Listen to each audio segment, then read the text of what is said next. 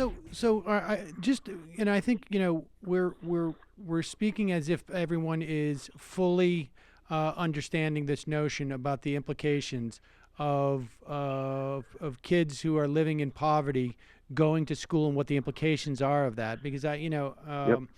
and I can't remember the exact number, but and perhaps you do, but just start with what we know about kids living in poverty, starting with, I think there's I can't remember if it's a 30,000 word Oh, it's millions, millions millions of words. deficit, listening deficit at age 5 or something, Yeah, entering to school. Just tell us a little bit about that so that we understand the implications of what inputs are, because this is, sure. and we should say, this is what folks in the school reform movement would say is bunk and is just a cop out. Right. Right? I mean, That's right. I That's right. just want to That's right. make this a little bit more explicitly, where Yeah. this is in the political battle lines.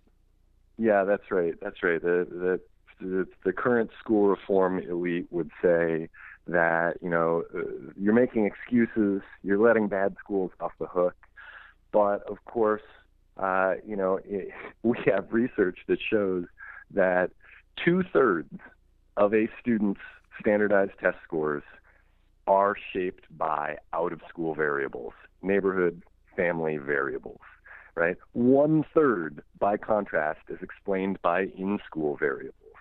So right there, we have a very basic fact that student standardized test scores are telling us far more about a student's home and neighborhood life than about that student, him or herself. Now let's unpack this a little bit, right? So you mentioned the number of words that a student may hear. Well, let's start even earlier, right? Let's start at 0. Students who come from poverty households are more likely to be growing up in a single-family home.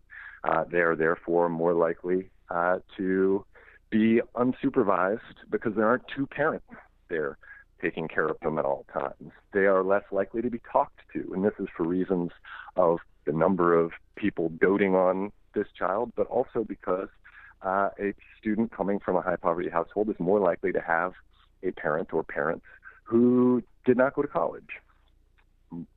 Definitely not likely to have a high income profession that is going to provide lots of advantages for this kid. And it's important that people not think of this as simply, right, that money buys the things that will produce better test scores. No, it's that money is a proxy. Money is an indicator.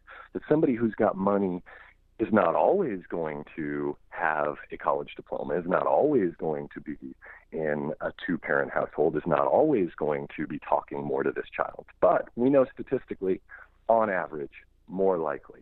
So this student then is in a high poverty household less likely to be read to. And of course, some of this stuff, people might think, well, gosh, what kind of unloving parent wouldn't read to a kid every night? Well, I myself am a highly loving parent and a highly educated one. And I've got to say, if I didn't know it was really critical to read to my daughter when she was 1 or 2 years old and she was more like a bobblehead than like a human, she couldn't keep her eyes on the book, she wasn't listening, I wouldn't have done it. But I did it because I knew it was good for her, and eventually she learned all of these things that were really critical to her school success. She learned to focus on the book, right? That was something that came from reading to her every night. She eventually learned more words from me reading to her. She learned to be interested in books. She was desperate to learn how to read once she was about 4 years old.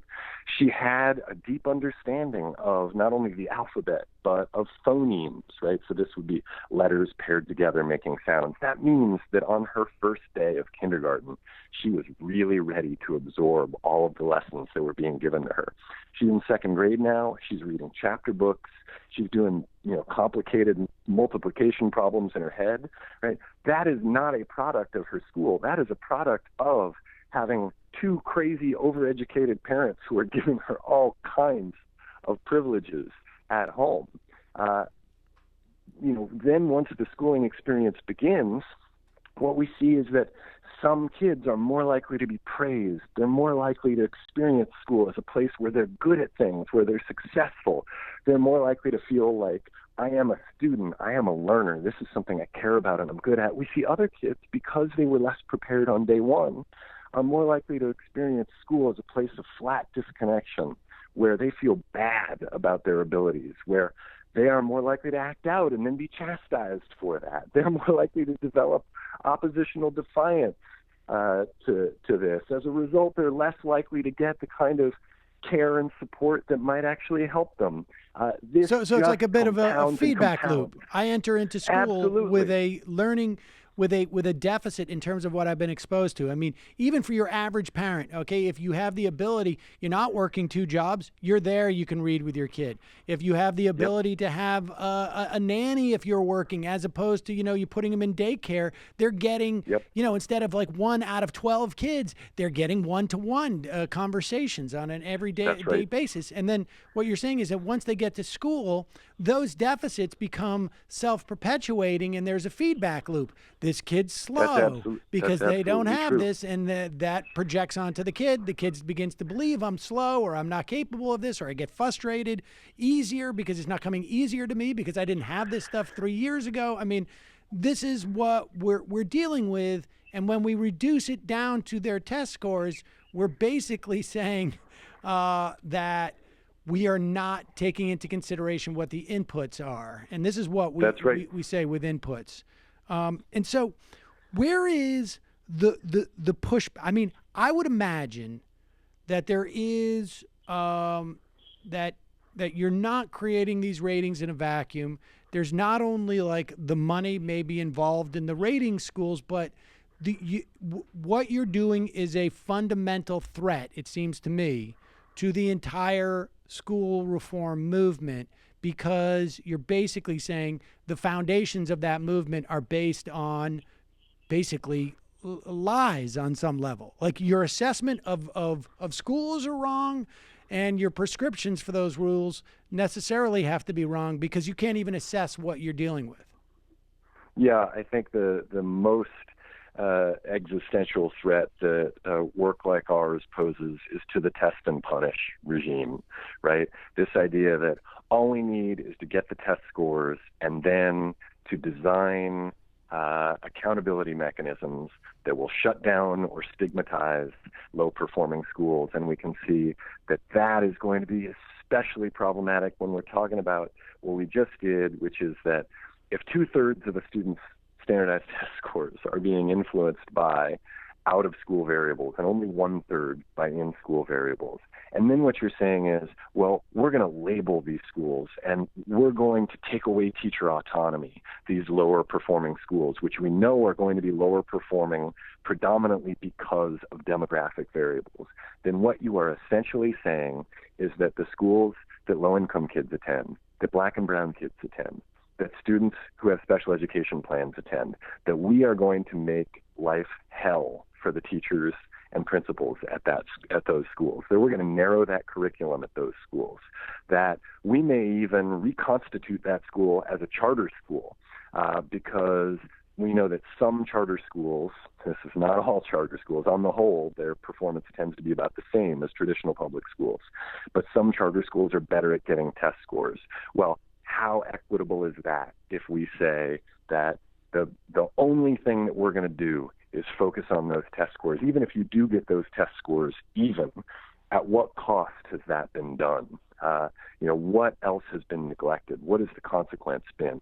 There's some interesting research that has shown that even the charter schools that succeed in getting kids into college at higher rates often see their students drop out at phenomenal rates out of college without graduating because so many things haven't happened for those students over the years. They got their test scores up, but they failed to do all of these other critical things like get students really engaged in school and valuing learning and seeing themselves as capable, giving them a strong locus of control, which means that students see themselves as being responsible and actually capable of shaping their own destinies, of giving those students a full, well-rounded, balanced curriculum so they figure out what they're actually interested in and what they're good at and what they want to pursue once they get to college, right?